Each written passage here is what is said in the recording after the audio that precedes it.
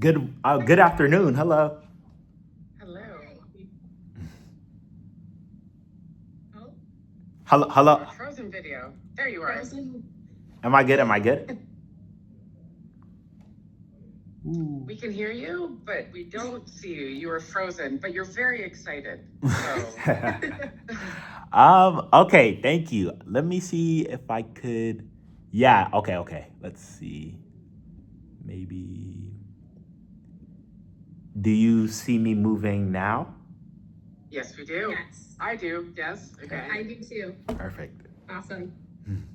All right. Well, without further ado, I guess we should kick this off. So I will start by introducing myself, Avery, and then I'll pass it to Holly, and then we'll start with the interview questions. Okay. All right. So, my name is Kaylin Kasiba.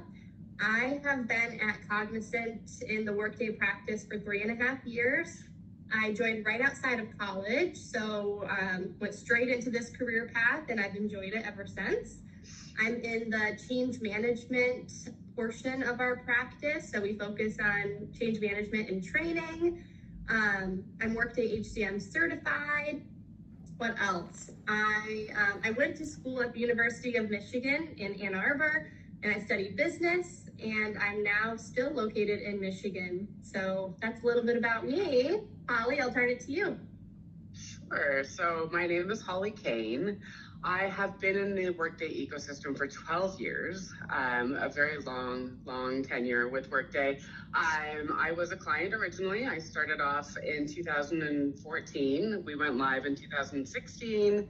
After yes, sorry, we did go live, but I got my dates mixed up there. We went live in 2015. After a year of being live in 2016, I did decide to be a consultant because I enjoyed working with Workday so much. And I had been with that client for 16 years prior, so it was a big shift. Since I've been a consultant, so the last 12 years of being a consultant, or 10 years of being a consultant, I guess now, I was at PwC for a while, and then I've been at Cognizant now for 5 years. So I've been around the Workday ecosystem a bit.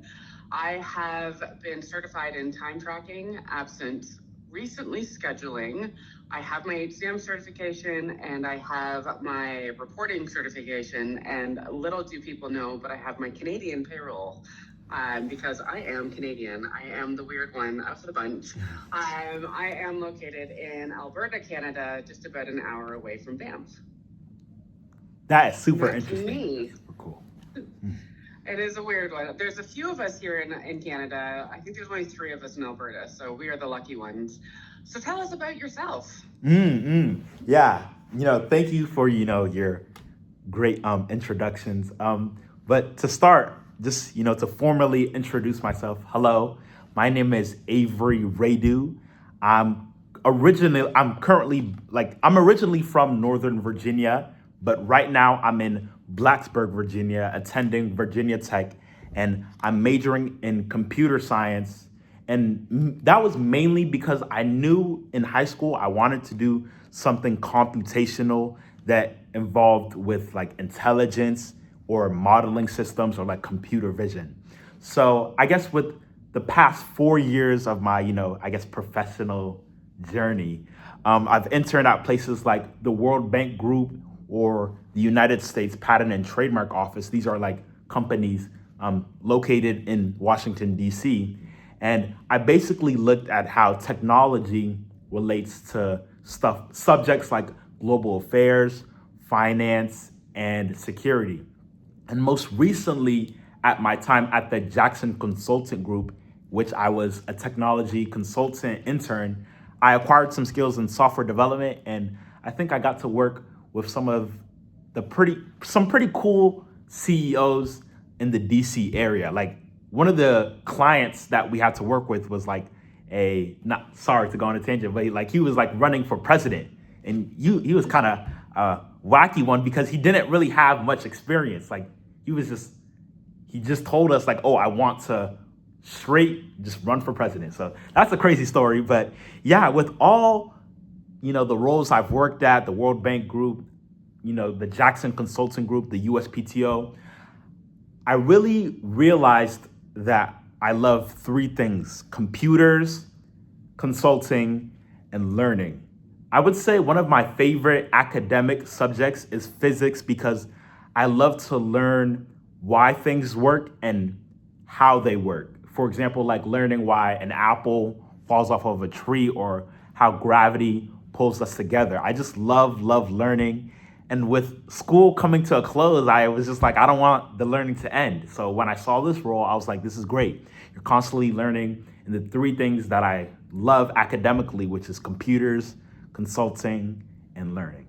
So yeah, that's a little bit about me. Sounds good. It sounds like you know some of our questions ahead of time because I feel like you've answered some of them in that really great preamble. It was you're very engaging.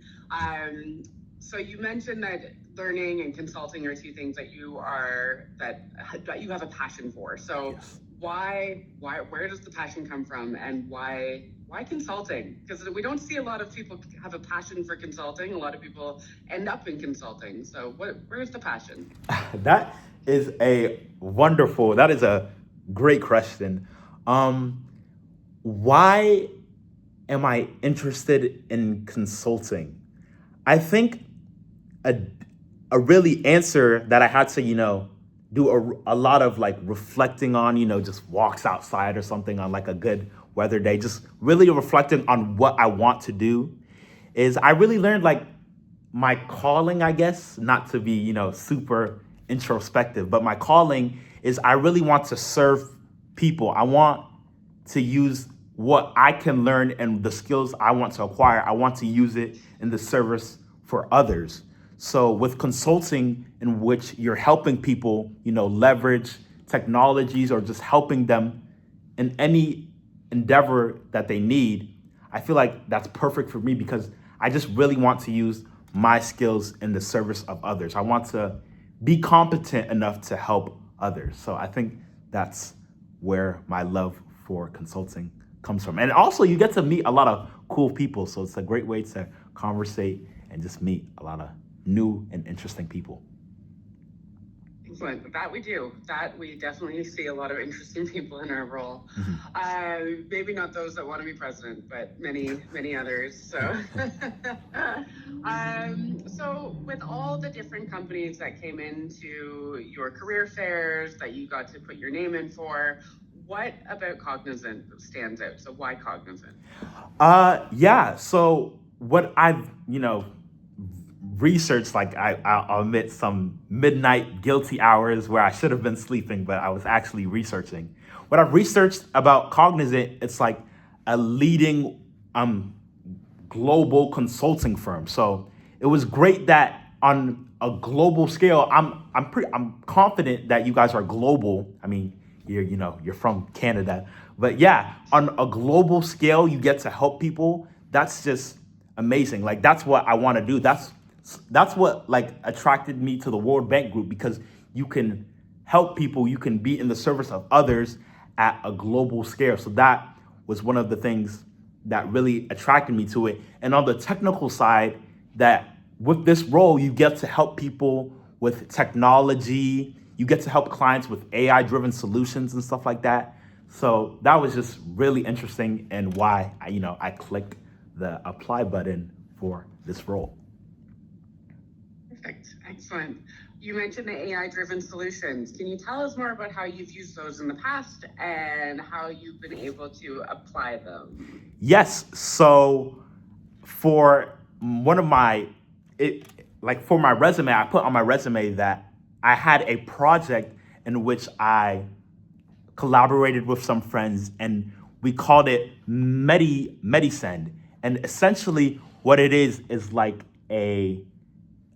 sorry, I might be looking to the left because I have some notes, just some pointers to click off here. But essentially what it is a React / Next.js, a progressive web app that our team, what we collectively called Medisend. I don't know if that's a good name, but it just simply worked for our thing. But in general, what it is, it's an app that securely uploads and reviews medical records.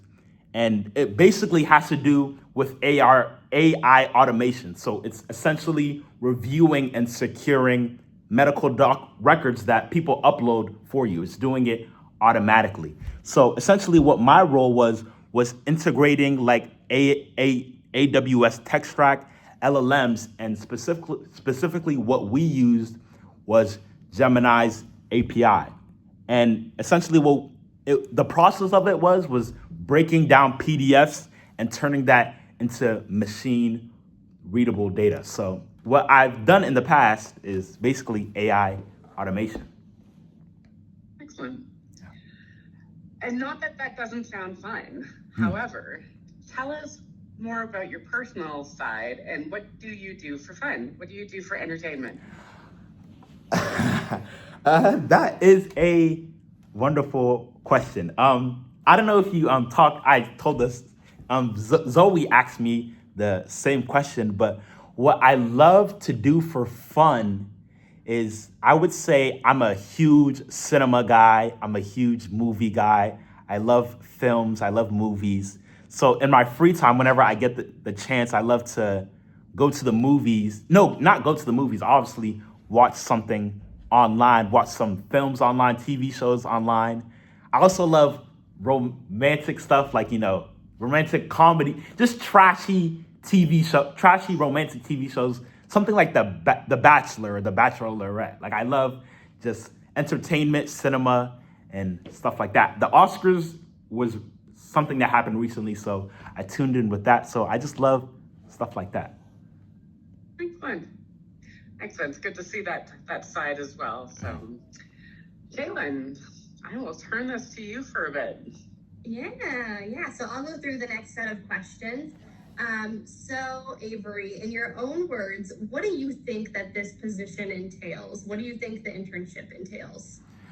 Yeah. So from what I've looked at the internship posting, the job posting, I think it's a really collaborative effort in which you get to work with experienced veterans, mentors, and people as young as yourself who are all coming together to help clients around the world, whether that concerns, technology. I know if you're working with Workday, you're working with human resources, finance, or Paycom solutions. So it's just a great way. This internship role is a job that allows people to come together to work towards consulting and finance. So, yeah. Awesome. Yeah. And I can allude to that a little bit more. This is obviously the first year that Cognizant's actually doing this internship for the Workday practice. So, you all are the pioneers, right? And so we'll see how exactly it goes. But in general, it's going to be like a rotational program where you get to see different sides of the business because we have various different consulting areas and different areas of expertise. So, if you have any more questions about that when we get to the end of the interview and we turn it to you, you can ask about that a little bit more if needed. But I just wanted to shed some light there for you. Mm-hmm. All right, so the next question then is, obviously you have a lot of unique experiences, and I'm curious to hear if there's a specific accomplishment that you're most proud of. And this can be from your professional side or it could be from your personal experiences. So what accomplishment are you most proud of and why? This question, I don't like to be show off like but to answer the question, I guess a moment where I felt the most proud was when during my time at the United States Patent and Trademark Office, in which I was selected to speak at a panelist event at the Department of Commerce in Washington, D.C. And I got to spoke to a lot of guests, ranging from, professors to students to high schoolers. And I got to speak to them about my time at the United States Patent and Trademark Office, about mentorship, about intellectual property, in which the work I did, and just being selected for that, for that moment was extremely grateful. I was extremely proud to, I was extremely honored to be, thought of in that moment. And yeah, I think in summary, in short, that would be my proudest accomplishment, being selected to be a panelist at a Department of Commerce event. Fabulous. Yeah, thank you for sharing that story. Yeah. Okay, so the next question then is, what attributes do you look up to in a leader that makes them successful? What do you think are the most important attributes of successful people? That's a great question. And when you ask me that question, I think I really look back to my mentors and what made them so great. And I feel like one of the greatest things that a leader can have, and personally that works for me, was again at my time at the United States Patent and Trademark Office, my mentor who demonstrated warmth. Like, I feel like he was so warm, he was so connective, he was so electric that it made you motivated. So the fact that he was so conversational, he was so warm. And I even got to spoke with people in the department, and I asked the people in the department, I was like, how is he, you've worked with him forever, like how is he so, I don't know, just great? And they were also saying like, he's a leader in which he's competent, he's warming, he's open. And yeah, I just felt all of those things. So I feel like what makes a great leader is warmth. Like, it's great to have competence, but having that warmth, having that ability to listen to others, follow others, lead others, I feel like that's one of the greatest skills a leader can have. Yes, absolutely. I love that answer. Warmth is huge. And it's almost like being approachable as well. Yes. Yeah. Mm-hmm. All right. So next up, can you tell us about a specific time when you were assigned a task that was outside of your comfort zone, a little bit uncomfortable, right? Or something where you had to do something that you had no prior knowledge on? And how did you respond to that situation? Yes. So last time resorting to my internship at the United States Patent and Trademark Office is just one of the internships that I stayed at for a year and I did so much work at. One of the tasks that my same mentor gave me, it was the first month into my internship.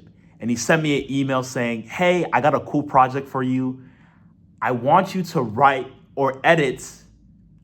I think it was both. He said, I want you to write and edit a presidential proclamation that Joe Biden will, publicly speak for an event at the United States Patent and Trademark Office called World IP Day.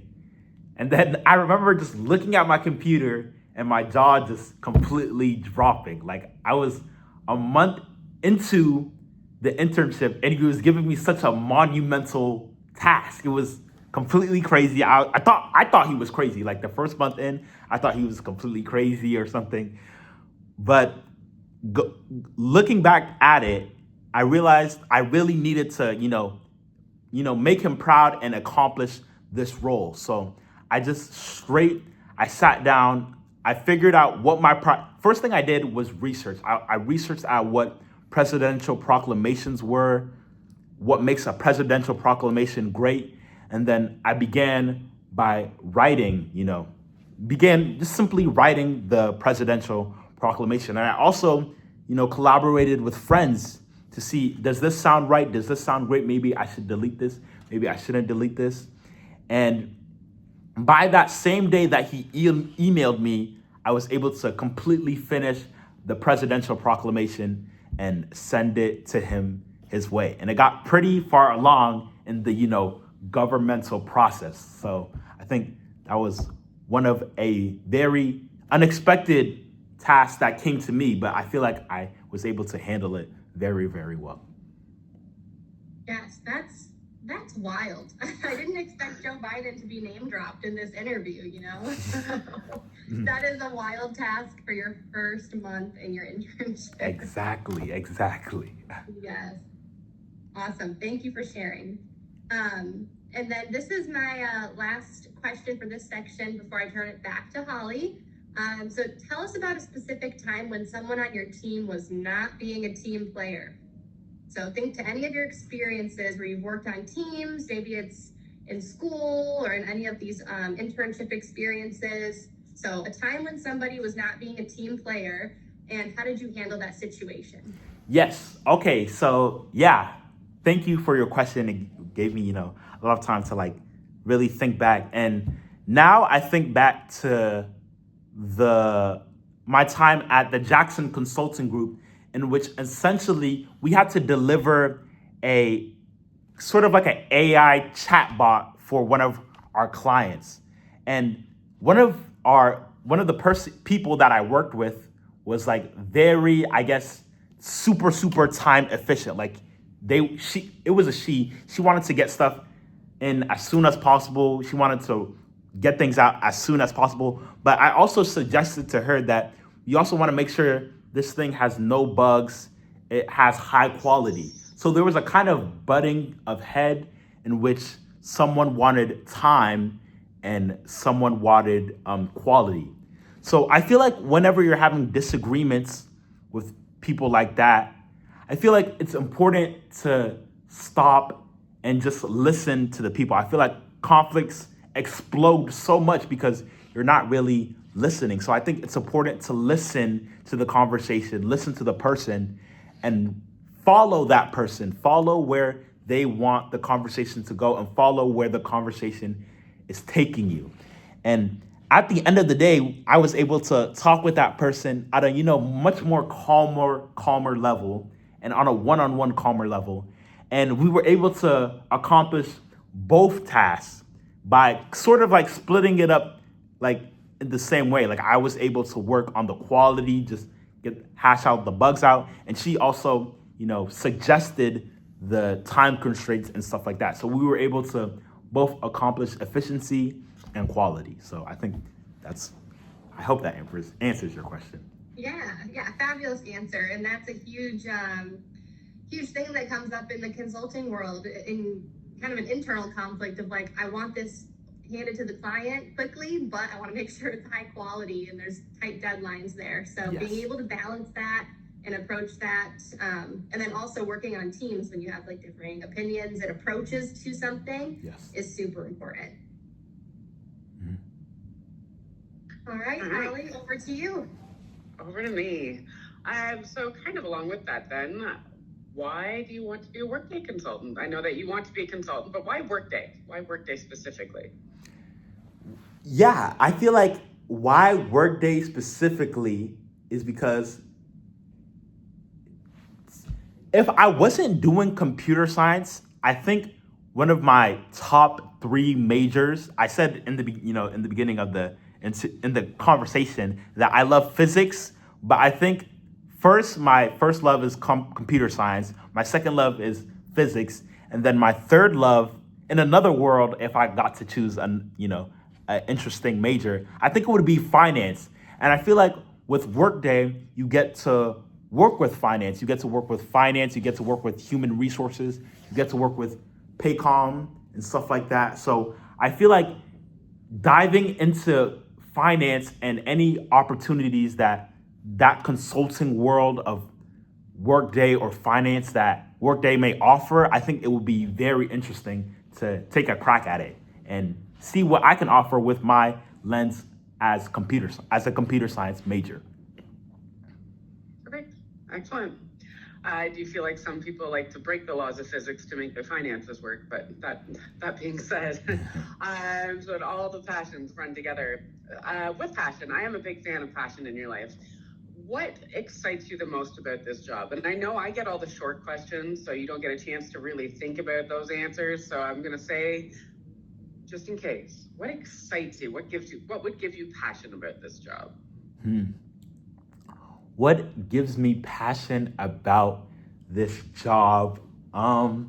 I think it goes back to my theme, I guess, of being curious. I love just learning. I love learning about new things. I love learning about things. So in my past internships, I've learned that I really love to connect with mentors and I really love to attack what work my mentors give me. I've loved every, work that my internships have thrown at me. I've loved every mentor that, has been provided of me. So I think that's one of the most exciting things I'm ready to delve in at the Cognizant Workday role is working with mentors, working with consultative, work or AI driven work. I think that sounds super exciting, just, thinking about it. Excellent. Excellent. I love hearing passion. So that's always good. And I am also a curious person, so I get that. Now, that being said, how would you go about, you've obviously had lots of things going on at the same time, and you have been able to use the skills of prioritization in your previous roles. How do you stay organized or prioritize your tasks when juggling multiple deadlines and different needs from different people? What tools do you use, or what do you use to stay organized? Yeah. So I think what tools I use to stay organized, especially when you're in, university or when you're in a work environment and you have so many tasks stacked up against you.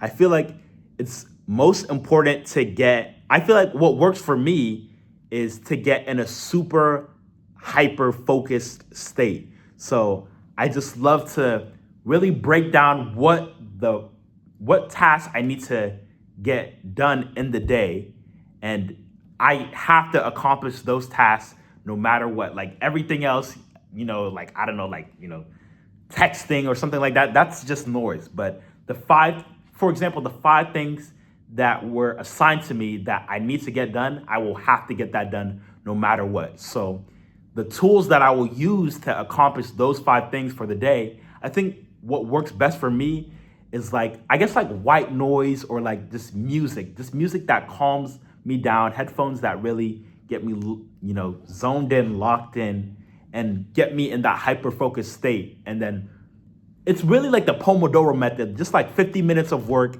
10 minutes break, 50 minutes of work, 10 minutes break. And then I feel like I get so much work done when I'm in that hyper focused state. So I hope that answers your question on, how I personally get work done, when so much is tasked upon me. No, that's great. I think that's fantastic. Now, with that, obviously, you have a plethora of skills already that you have built into your repertoire. What skills are you hoping to develop during your 9-week internship at Cognizant? That is a good question. I think what skill I'm hoping to develop is, I think, more of an interpersonal skill, which is, I guess, being more conversational and asking for help. I feel like I kind of confuse asking for help as bothering people or nagging someone. So I really try to just get everything done by myself. But I tend to find that my work sometimes decreases because I'm not using that communication. So at Workday, which is at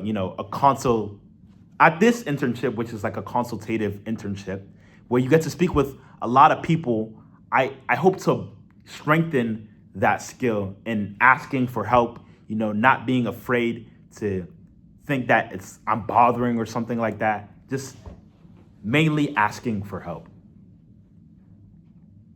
Excellent. Excellent. No, that sounds fantastic. All right, Kaylin, it's back to you for the last couple of questions. Yeah, just a few more here before we turn it to you. So, these questions are more targeted about your experiencing using certain tools and doing specific tasks, I guess. So the first one is, how do you feel about presenting? Based on your experiences, have you been, comfortable using PowerPoint and delivering presentations? Give us a little bit of a story there. How do you feel about presenting?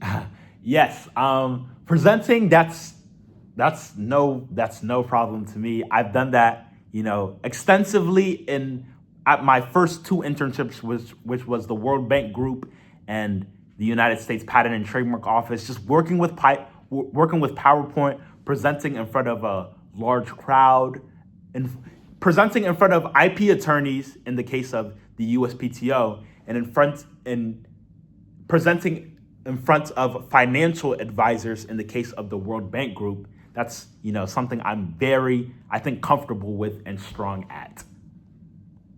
Awesome. I can definitely see that. I could definitely see that being the case. And those are high pressure situations. So that definitely, in my brain, that aligns with a lot of the work we do, speaking in front of high profile clients that, have all different types of client cultures that you need to figure out a way to deliver messages and recommendations to. So, yeah, great answer. All right, and then the last question I have for you is if you could allude to your experience using Microsoft Excel. So a big part of our job, depending on the specific area that you're in, is to use Excel for different workbooks and data sets. Or if you're not in a very technical role, you use Excel just to convey information, right? And to organize information. So could you give us a little bit of information on your experience using Excel and any specific functions within Excel? Yes, so that's very yeah, that's a good question. Yeah, so with Excel, I've done a lot of Excel, mainly in my first internship at the World Bank Group, where I was just getting adjusted to things. I feel like in the early stages of my World Bank internship, I did a lot of Excel. Like they really hammered. I mean, I think it's because they're a finance company. They really hammered in that I need to really learn Excel. So I'm great with formatting. I'm great with inputting information, quickly inputting information, making it detailed, making it formatted. I would have to say that I'm really comfortable. I'm really great with Excel. Awesome. All right. Well, then, as promised, we will turn it over to you, and we're curious to hear what questions you have for us. Yeah, so I guess my first question would have to be, I spoke with Zoe a little bit, and she said that I just wanted to clarify something that she told me. She was like, some of the selected interns will be going to Denver, Colorado, and then they will be going to Texas. How could you elaborate? Could you elaborate more on that and stuff like that? Yeah. Yeah, unfortunately, we don't have all the details on our end either. So that's more of a Zoe question. But to my understanding, the first week in Denver is your onboarding experience. You all come together, it's kind of like kumbaya, I guess, and you all kind of start easing into the internship. You get your laptops, you get an overview of the company and all of the different areas of the company, and really expectations set for the rest of the internship. So then from there, you'll go to Plano, Texas, and that's where the 8-week rotational program begins. And you'll do anything along the lines of researching topics, updating materials, learning and absorbing information from our consultants, like myself or Holly, right? Updating our assets, doing case studies, and possibly using AI to research and solution things. So really a broad spectrum of work to be done within those 8 weeks once you get to Plano, Texas. That's cool. Now I wonder, would the selected interns have to go to Colorado first, or would they have to go to Texas? Or that's something that has, TBD, that's to be confirmed? It's Denver first and then Texas. Okay, got it. Okay, Yeah. got it. Yeah, okay, perfect. That's, what I wanted to know. And then I have two more questions. Secondly, is there, I guess, tracks or routes if selected for this internship? Like I saw on the posting that you could major in human resources, or you could major in finance, or you can major in computer science. So with all those different, majors, does like each intern like have like a different route? How does that work? My understanding is it is rotational. So you could go into an HR type of project and then roll into a finance project. It's throughout the 8 weeks. I mean, our projects could be 3 months long or 18 months long. So there's no telling kind of which project you would be aligned with and for how long during which project stage. I think a lot of it is going to depend on who's needing what when for that skill set. And that's my understanding on it. Zoe may know more on that one too, as to if like the computer science is part of it. I'm not sure about that one, but I do know that obviously Workday does have HCM, Workday does have finance. We have both of those kind of umbrellas within our Workday practice. But kind of throughout that, we also have different areas within our Workday practice. So there's an implementation team. So I'm generally on an implementation team, for example, but we also have what we call our continuous value services, which is post-production. So after we've gone live with the client and our implementation team has wrapped up, then the clients could have more questions or more help or need more assistance with Workday. And there could be a use case for you guys working on that one, which could be finance and HR, depending on what they went live with. We also have our AMS, which is our aftermarket services, which is similar, but it could be more of a case of like mergers and acquisitions. And again, that could also be finance related, payroll related, HCM related. It could be anything. We could be turning on absence as a phase 2 kind of situation, or we could be rolling out payroll as a phase 2. So depending on where you end up in that project rotation, I think it would dictate where that comes in. Thank you. That is a great, wonderful answer. And that sounds really fun, being able to rotate and dip your, I guess skill set into different disciplines. And oh yeah, sorry for the length of this, my No. conversation, but my last question is, I guess let's say this, interview went really well, and I'm interning at the, Cognizant Workday internship, and then after 8 weeks, after everything is said and done and finished, and then you're looking back, what what would I had to completed, or what would a successful intern had to completed for you to look back and think that yes, this was a good decision? That's a really good question. Very thoughtful question. Yeah, I can start. I would say, I hope this helps. I think this is all just to help you and like kind of set your mind on the right path for this. So, I would say high quality deliverables is number one. We are in a very professional setting, and as much as a lot of other things matter, in my opinion, high quality deliverables for clients and internally, whatever you're assigned to do, make sure it's clean, make sure you have attention to detail, and everything from the font you're using is clean to the actual data and the way it's laid out for the recipient. It makes sense. Don't just slop something together to get it done quickly, right? Going back to that story, making sure everything is high quality and professionally created. Yep, I think that's a very good answer. I think the other one is, and it's one that it's taken me a long time not a long time to learn. That makes me sound a little slow, but I think it's one that I continually practice, is to taking the time to know your audience and to take time to spend time. So if you've got a 1-hour meeting with a client, there may be an opportunity, or if there's an opportunity, to try to make that time to spend about an hour and a half to learn about them, learn where they're coming from, research them as not only a client, but whatever kind of documents they've provided, just to really become familiar, and it kind of helps build that warmth towards them. I know that you value that warmth. That same thing kind of goes, they're not looking to us as leaders, but they are looking to us to help them kind of get through their project. So the more we can lead them through those conversations, that generally will help them. And if we walk in there already dipping our toes into that pool and knowing about them, then that gives them that reassurance that we can do our homework.